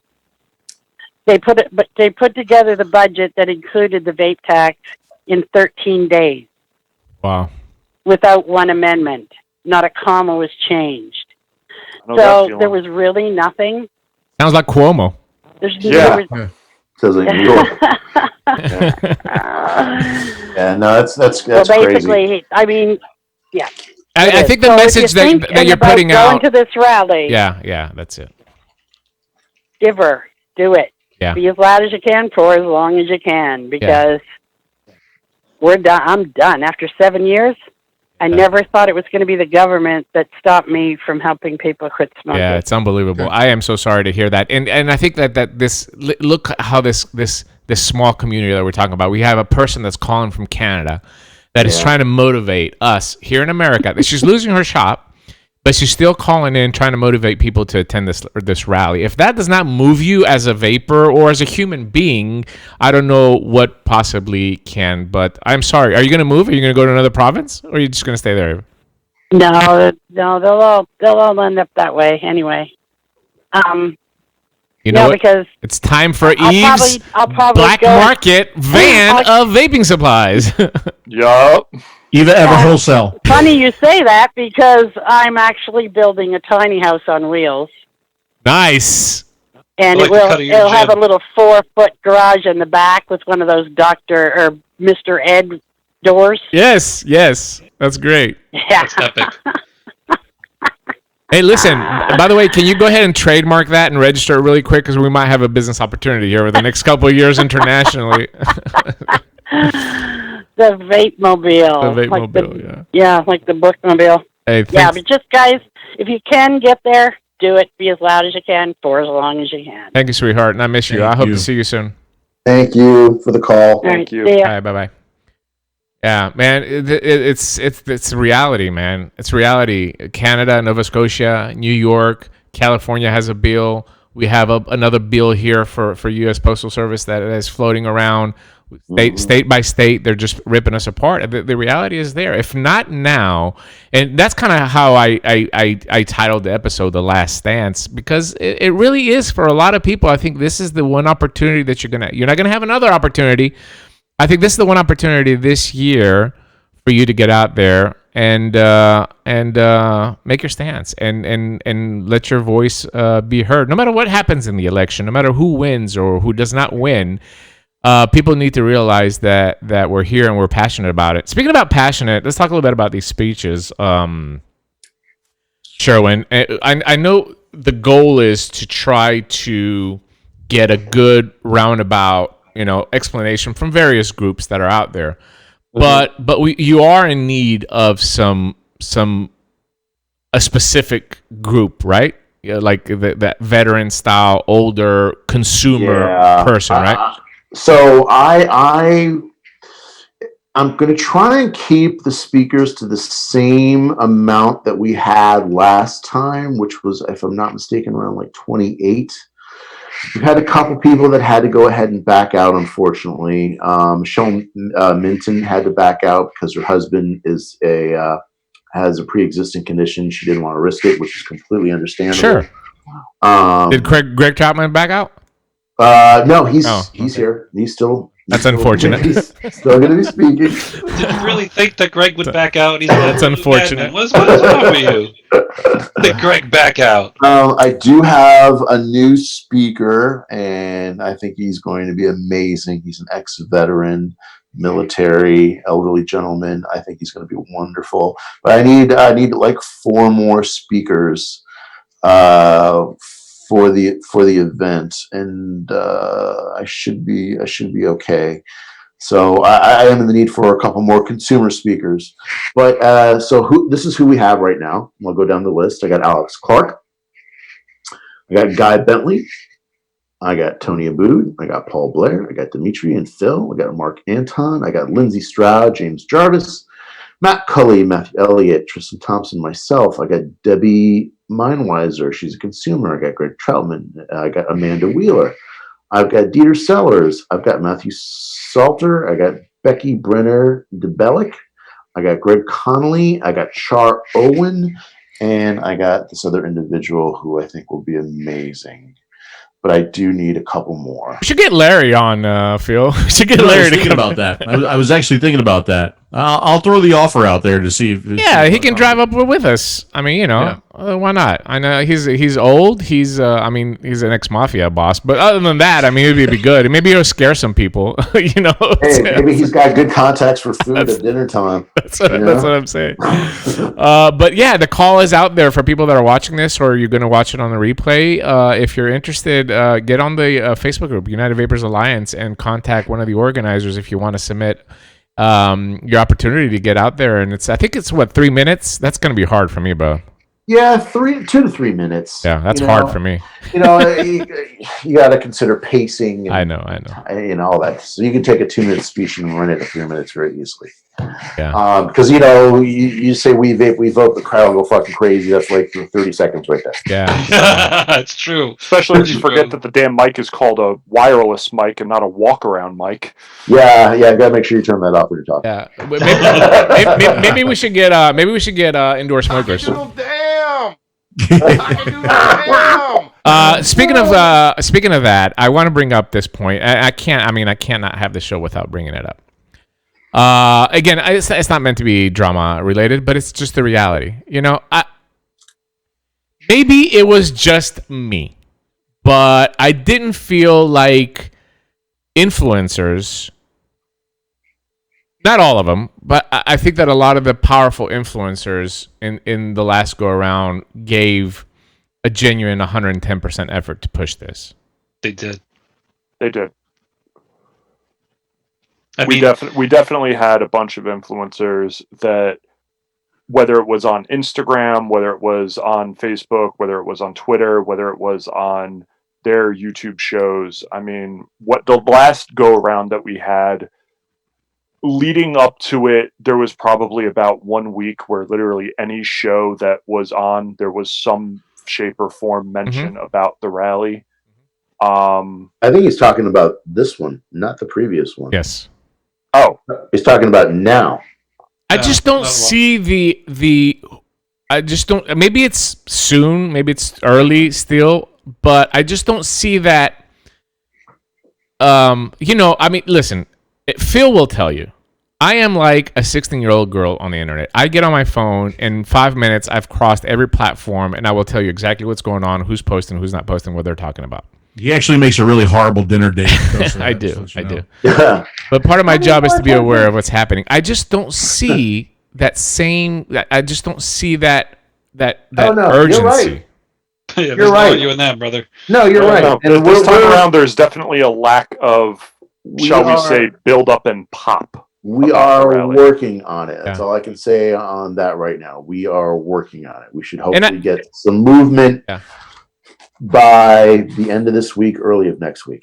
Yeah, and I know Matt Cully that is kind of in charge of that, is doing he's trying the best that he can. But I happen to be in a group with Matt Cully with a bunch of other reviewers, and every time that Matt or me post something serious in that group, there's just like no response at all. It's like a bunch of reviewers and stuff like that. It's like on a Telegram chat. And there's just no response. But you post something about revenue in YouTube. That fucking group up real fucking fast. Yeah. but if you post something about the revenue or a video being flagged or YouTube demonetizing, it's just like 50 messages, one after the other. Again, I'm not trying to stir up drama. I'm just trying to keep it real. I'm just. No. This is the vape industry. We need the drama. Yeah. Start up the drama so more people talk about it. I feel like. I want this to be more successful than the last one. I want this to be more influential than the last one. And I believe that everybody should do their part. If it's just going to be our little bubble, our little membrane, like I said earlier, I want everybody in that membrane, if they can, if their health and their finances, because let's not forget, for the last 6 months, people have been struggling. Yeah. But I want this to be successful. I just feel like it should be all hands on deck. I feel like it should be the headline of vaping for the next 3 weeks. Yes, I agree. It's going to take a lot of, like I said, it's going to be a lot of concerted effort from a lot of people. But you also got to understand that there's a lot of people that are still shy over COVID, and that's not going in our favor right now. Yeah. And then you've got stupid states with quarantines. I mean, think about where Washington, D.C. is located. If people are going to go, you're talking about the surrounding states. Yeah. And the surrounding states are what? New York, New Jersey, Philadelphia, Virginia, Tennessee, Georgia, South Carolina, North Carolina, possibly Florida. Okay? Yeah. Out of all of those states, how many of those are just complete fucks? New York, number 1. New Jersey, number 2. That eliminates a lot of people. Yeah. This is the prison state. Yeah. Somebody Yeah. says the Joe Rogan's show. He's also moving to New Jersey soon. I said, "Who the fuck moves here voluntarily?" Yeah. So we've got a large obstacle to overcome. I'm not saying that it's not impossible to do, but we also have to take in consideration that our focus of interest is also going to be a little bit different as well. It's not going to be on those northern states, you know. Yeah. We were still going to go ahead and get people in here and talk about it as much as possible, but hopefully other states will be able to pick up the slack. It'll be hard to organize. I don't know. Is it going to be hard to organize buses like last time because of the COVID? No, we've already got it organized. We got Virginia, we got North Carolina, which were the only two buses. That we were able to bring on in. Then other people went ahead and got their own buses. You know, some vape shops went ahead and just said, "Screw it, I'm going to go ahead and bring in people in here." Yeah. So you know, the idea is to spread the word as much as possible. A lot of people go ahead and take their own initiative in order to make it to the rally. Our buses are going to be the same as they were last year, big ass buses. So we're going to get a lot of people. Plus, we also have some new PR as well. 𝗲𝗃 has generously allowed us to have access to 2 or 3 mobile advertising platforms that will be going around the Washington, D.C. area. Mm-hmm. So we're going to go ahead and utilize that. Yeah. So we'll have that going as well. Good. So we also got PR working with Amanda Wheeler and her PR company. For contacts, we've got you, Dimitri, and we've got Greg Connolly as contacts for any PR questions from the press. So we've pretty much got everything going down. It's just a question of getting the timing right and hitting that stride. Yeah. You know, and last time the stride picked up usually typically at the end, and we're kind of seeing that now. It's going up the hill, and then it's going to cascade down, but downward as a momentum going towards the rally. So you don't want to go ahead and start out too strong too early. You know, the industry never works well with advance notice. It's always like, if you don't go now, we're going to die. Oh! We are 11th hour workers. Yeah. And people get tired as well too. Tristan, do's and don'ts at the rally. All right, so we covered the COVID thing and all that. Well, first of all, no glass bottles. That was a big thing. No leaving backpacks unattended. I think that's pretty obvious as to why you shouldn't do that. NPS will be intermingled with the crowd, and they are not playing with that. They are dead ass. Do not put your backpack down and saunter off to go talk to somebody. If you have something on your persons, it stays on your persons at all time. I would definitely listen to the marshals, because they've been briefed on all the intricacies of what to do and what not to do. A lot of them specialize in crowd control, so if they've asked you to move, they asked you to move for a reason, not because we were trying to make you stand in a particular place, but because more than likely National Park Police has said, move everybody over here. Also, if there is any kind of counter protest that does happen to show up, do not engage with it. NPS will shut that down faster than you can even turn to recognize it. So let them do their thing. That's why they're there. They'll handle all of that. And for God's sake, if you see anything suspicious, say anything to any of the marshals in the neon vests, or to myself, if you don't feel comfortable walking up to somebody, you don't think it'll go up the chain fast enough, you can walk right up to me. I'll be right there standing by the stage. I'm a very easy man. I'm going to be moving around. You can definitely find me. Or Elliott, because he likes to move. He's a wanderer. So, and if you guys have any other questions on, what to do and what not to do, because I know I took care of a couple of them in chat, I'll find out. I can email the National Park Police like that. If you can't reach me for some reason, Sherwin has good contact with them too. It's not a problem. We don't mind sending an email going, "Hey, oddball question." We'll send 50 of those. It don't matter. They would rather have us ask if something's okay than someone assume it's okay and it become a problem. For example, we brought 2 generators and didn't say anything and assumed, backup generator, not a problem, right? Oh man, were they pissed? Yeah, they didn't like that. Don't do that. Question: Can 𝗶𝗵𝗶𝗀 throw delicious watermelon peach off the stage while he's giving his speech? No. Are you talking about the number one best-selling flavor in the unsalted line? That watermelon peach? Yeah, that one. No handouts allowed. No handouts allowed. No free shit. No selling anything. They'll shut us down. I saw that last time we were there. Last time, I think somebody had like a backpack and they were passing out some shit. Dumbass. I have a question about the quarantine rule. So is the quarantine rule, if you go into Washington, you have, depending on what state you're from, you have to self-quarantine for X number of days. Is that what the rule is?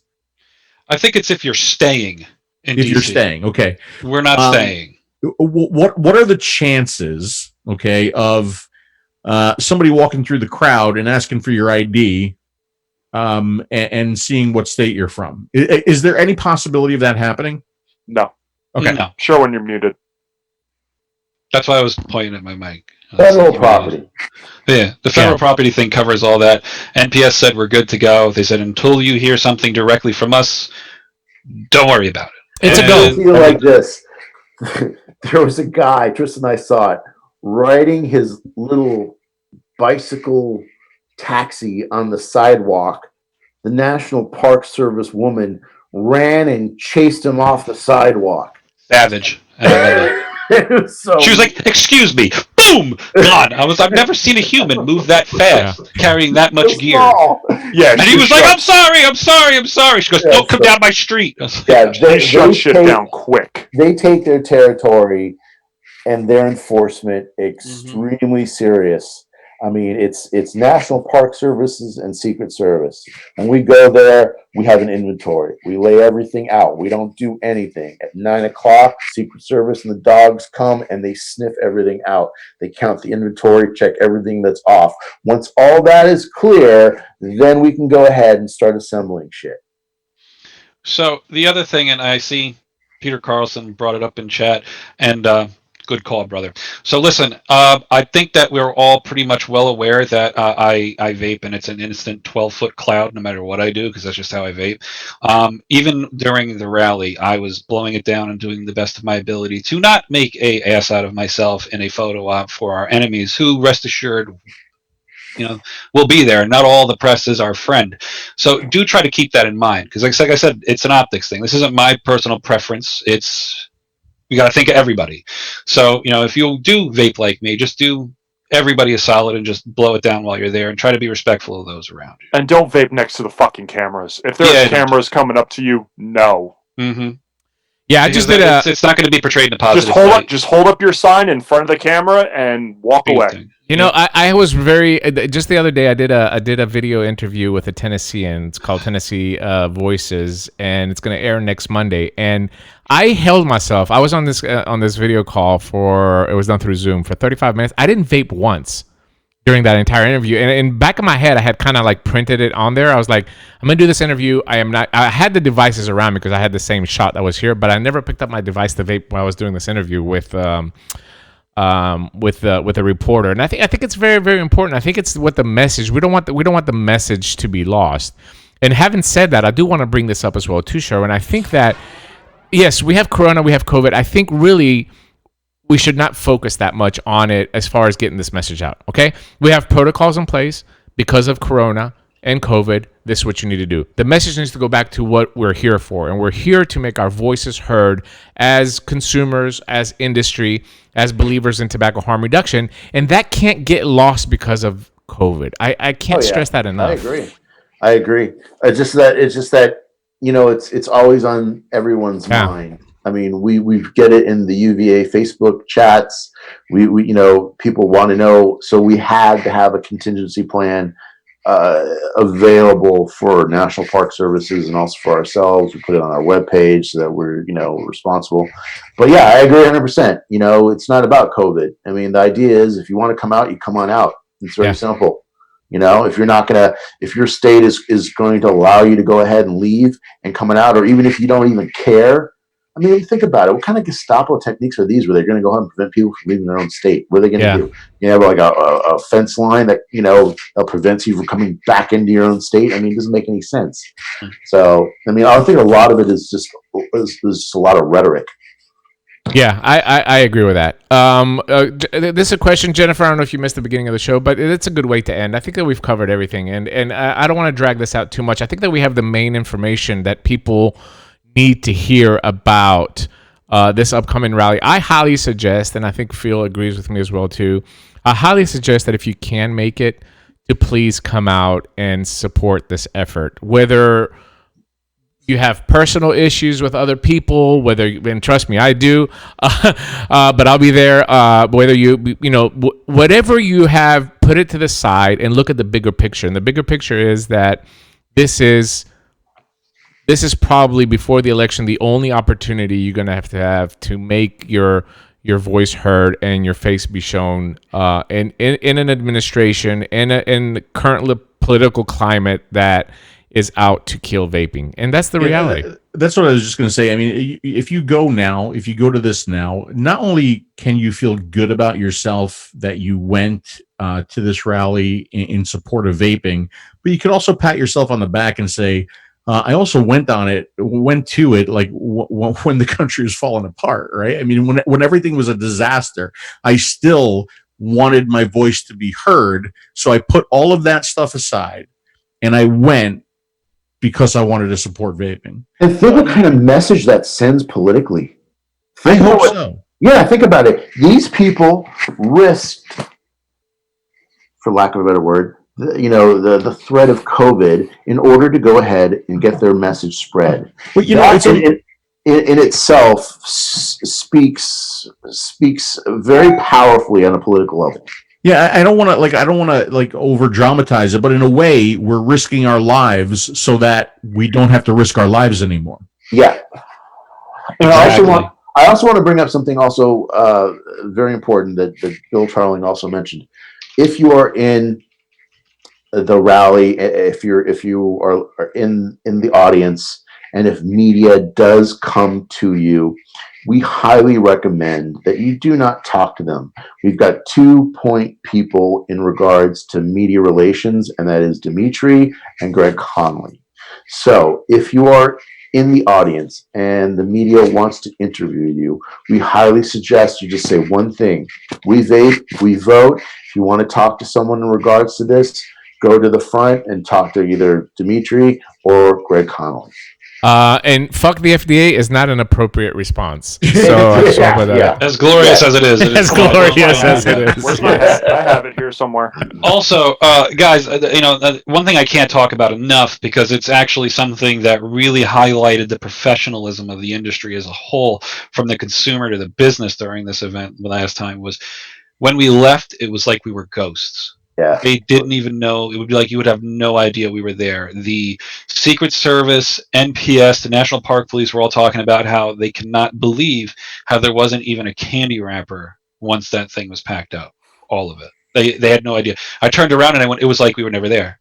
And they were that was even more flabbergasted. surreal though, because like we were there, we built it, there was a huge thing, and then it was gone. Yep. It was like it never existed. Because of that, we actually had the relationships to be able to say, we really need to do this. This is super important. They were like, yes, we know. Welcome. Come back to DC, please. Yeah. And I want to maintain that. So I want to stress that point enough that, if we are successful here or not, okay, if there is, God forbid, a need to do another one, I would like to maintain those relationships, because they are key. Because when somebody's inviting you into your house to go pick a fight with the federal government, you kind of show those people the respect that is due, whether you feel that way about federal, organizations or not. It doesn't matter. They did right by us, so let's again do right by them. And no branding, no promotional gear. I think that's a great point. Bill just sent me a message as well too. You can wear a shirt like this that says that the U.S. Surgeon General is a fraud, but try to stay away from trying to promote any kind of brands, except the number one selling watermelon peach from the unsalted line. Question. Shameless plugs. I love it. I just bust his balls all the time with this fucking watermelon peach. Your thoughts on what will happen September the 10th? This question is coming from Sharmuda. So go ahead, Matthew. The same thing that happened September 9th. Yeah. The same thing that happens September 8th. I mean, realistically, anything that's going to happen is not going to be an overnight thing. With that being said, though, it's not like it's not going to be in the works of it happening perhaps a month down the line. So when we say that, yes, this will be, the last stand for this, it's true, because if nothing happens, there's no opposition. Yeah. And I mean, I'm a firm believer on once the government gets, the government doesn't give back, ever. So if we allow them to take vaping, right? You're. I mean, think about how insane this is. You're watching and I hate using the word, but it's true. The rape of an entire industry, right in front of the eyes of the public, and they are brazen enough to do it without the fear of any kind of repercussion. Absolutely. They are brazen enough to take the mods and the juice away from you that don't kill you, and be the same people telling you cigarettes are bad, don't buy them, but we need to tax the shit out of them, please buy them. That's what these people are. That's what we're up against. And I'm a firm believer on I'm dying on my feet. You get what I'm saying? Yeah. I'm not going to lay down and take this shit. I'm not. And if you aren't mad right now and you've given into despair, give that anger one last feel out. Yeah, I know it's still there. Everybody's mad. We've just learned to deal with it and accept it. The problem is until one of these events or something small, in your local area, you don't really have an outlet for it, so it just festers. Yeah, and it just becomes apathy. Now's the time to strap on the big boy pants and boots and the big girl pants and boots and come on down and speak your piece and be heard. Yeah. Because if you don't, it was all for nothing. Yeah, just today we saw again a bunch of legislators, including my favorite Raj 𝗓𝗓 idiot. That's a new word. 𝗓𝗓 idiot is working in a White Castle. when you're a douchebag and an idiot at the same time. That's a douche idiot, and that's exactly what he is. But again, what they don't understand, and I think what a lot of, again, people are kind of like, I've got all these questions, and all this happens every time that something like this happens, but people don't understand they really don't have the power to do anything to the FDA. Right, so the FDA has to rule based on scientific evidence. That's period. That's just the way that the law is in the own tobacco control that the Democrats drafted back in 2009. So what you're seeing is basically them using the opportunity of a pandemic with the COVID to flex their dicks pre-election. That's basically all this is. It's just a PR stunt. It's something that we should be doing, but we're not. But that's exactly what this is. So don't worry too much about this letter that went out and all that. It's not. I'm not saying it's not a big deal. It's not going to have any effect in the process of what the FDA does, one way or the other. Yeah. But it does turn public perception, which that's exactly what it is. It's a PR stunt. You need to worry about. Yes, it's the PR stunt. Yeah, and everyone also needs to understand that this industry has always walked the tightrope. And everything that we've always done, we've always managed to come out of a ban through an extension. We were able to come out of a flavor ban through a rally. We've been able to get extensions, from the FDA for multiple reasons, always at the nth hour. So what we're doing here is absolutely no different than what we've used to do in the past. We're attempting to save the industry, and if you want to be a part of it, you need to come to DC on September 5th and say that you're a part of history. Yeah, and to answer Jennifer's question, that's the ultimate goal here. The ultimate goal is to say, I'm here, I'm fighting for this product, we vape, we vote, and just make your voice heard. Go ahead, Tristan. Yeah, Dimitri, I want to ask the guys a question here. In the back of your minds, do you have a backup plan? Do you have something that you're thinking about? Something that potentially you're working on? Is there a backup plan? Like a tactical nuke? Larry. I've been mulling around several backup plans in my head, and I'm hoping we don't actually have to use them because they're more and more drastic. Yeah. I mean, Dimi, I think you and I actually had this conversation once with the FDA sit-in. Absolutely. And listen, I agree that that's the way to go. I'm going to be honest with you. I truly believe that we need shock and awe, because this passive stance, because we know that vaping is better than smoking, that we've taken all these years, has not worked in our favor. Mm-hmm. I have not met one politician that gives a shit that I quit smoking. Not one. Mm-hmm. I'm going to be completely honest with you. I guarantee you, every politician I gave money to him for the last 2 years cares about vaping. You know what I'm saying? So this is the reality. This is just the reality. So we have to fight them with the same tactics. They're using the same tactics. The study today that they released, there's absolutely no connection between COVID and vaping. None. If I breathe on you, in its own study. yeah. If I breathe on you and I have COVID, you're gonna get it. If I blow a cloud and I have COVID, you're gonna get it. There's absolutely no scientific backup to that. In fact, we've seen the opposite. We've seen that nicotine in some weird fashion is actually preventing people from catching COVID. So thanks for the super chat, John Haymaker. Keep up the good work. Thank you so much. But I agree with Tristan on this matter 110%. It's gonna take if we see how this is gonna progress. Because listen, yeah, I've always said that the PMTA is the greatest thing that can happen in the industry, and it's the worst thing that can happen in the industry. Right? The quicker that we get a PMTA approved, the quicker we're gonna get these states off our back. But on the other hand, the process of getting a PMTA is simply not drafted for the type of technology product that we're trying to submit to the FDA. It's just too burdensome to complete a complete PMTA to do. So there has to be some negotiating. In some perverse way, I think, I don't know if you agree with me, Sherwin, if everybody gets rejected, I'm talking about medium and small enterprises that are following PMTAs now. Mm-hmm. I mean, history is going to look back at this and say, in the time of a pandemic, the FDA gave a pass to cigars, forgot about Corona, and denied an application for a life-saving product that can change the course of public health for the next century. I mean, can you think about the magnitude of that? I don't know. Do you agree that it could be a good thing that we all get denied as well, too? That might actually wake up some people and say, what the hell is FDA doing here? And people won't bat an eye. Yeah. Because there's too much going on in the world. Yeah. We're insignificant compared to the greater things in the scope that are happening out right now. I agree with that. One thing that we have going for our advantage is that all these health organizations, all tobacco-free kids, you name it, they don't have voters behind them. They say they do, but they have not shown them. We have had the ability to go in front of the White House and say, here we are. Yeah. That is the one thing that we've got going for us in this entire battle, is that we have the ability to sway political perception.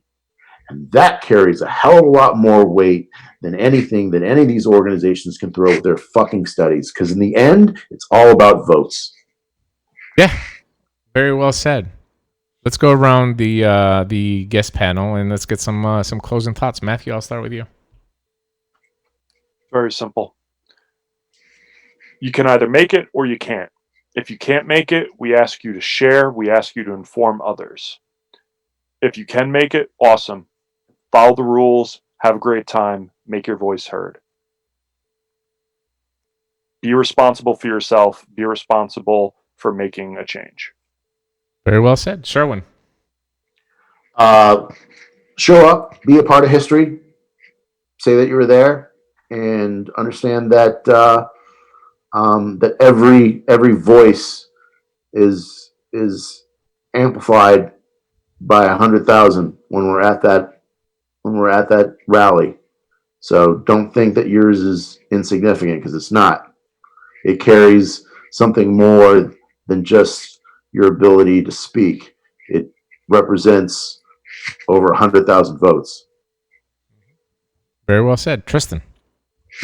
To follow up on that, in the coming days and weeks, because that's all we got now. It's almost showtime. There's going to be several strategically planned calls to actions, particularly ones of melting the White House phones and the phones of the people that are around the president, so that he knows we are coming. If you can't make it, it is really up to you to make that happen, because I can guarantee you there are more people that are not going to be able to make it than those that make it. That's just how it is. That's how it was last time. That is such an integral part of this. It's the harbinger of our coming. If you aren't doing that part and just letting it all rest on the rally, it's not going to be as effective as you think. It's not. When we blew up those phones lines last time, they did not know what to do with themselves. They actually shut a line down. Then we found the other one, and they were like, oh, shit, they found it. So, it's effective. They hear you. There's an actual human being on the other end that picks up the phones and takes notes to pass into the room to them. it's got to be done. There's no way around it. Even if you're going or you're not, there's work to be done. There's going to be work to make this successful. So please, I beseech you, don't sit on your hands on this one. Don't be that guy who's, in 20 days or whatever happens after the deadline passes, saying, I really wish I did that. Yeah, and we will have, I think Tristan kind of alluded to it, but I'll mention it, and Tristan want to maybe expound on it. We will have a massive call-in campaign prior to the rally.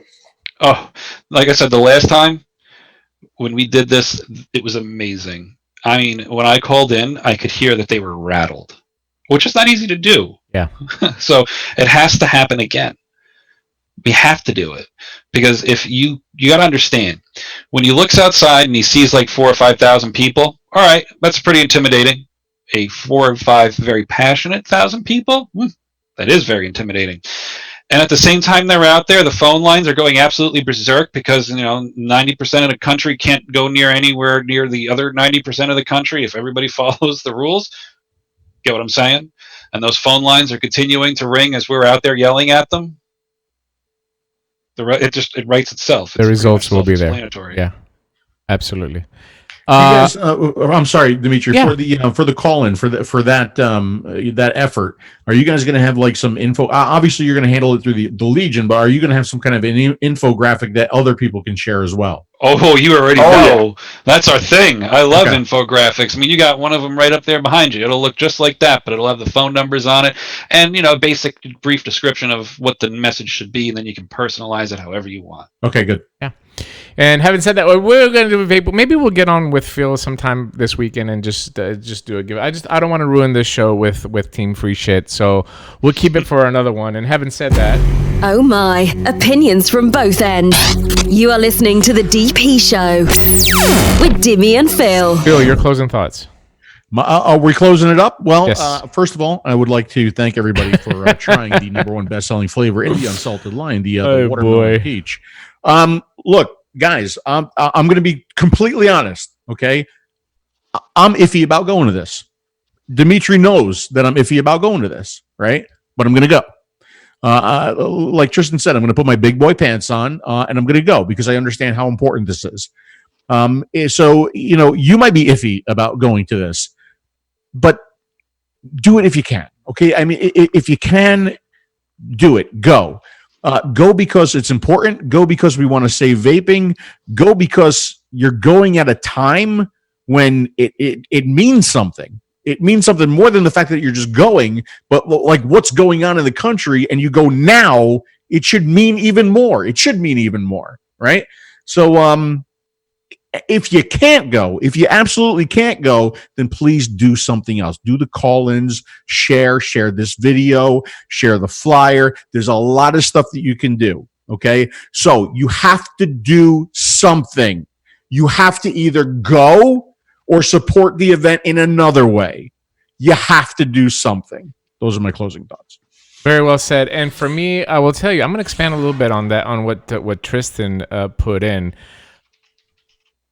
Just this week, one of the first U.S. e-liquid manufacturers shut down their doors, Tasty Vapor. It was one of the first, if not the first American company that I ordered pineapple orange banana from. It was a really great liquid. I really, really enjoyed it at the time. And the owner is just a tremendously nice guy. I've met him in quite a few shows. And it kind of touched me because seeing where this industry started 10 years ago and reaching to this point where you see him shutting down his doors and multiple other owners that have private messaged me that are going through difficult times right now and this huge obstacle that they're facing with the PMTA and just business in general because of such a hostile and toxic climate against vaping here in America.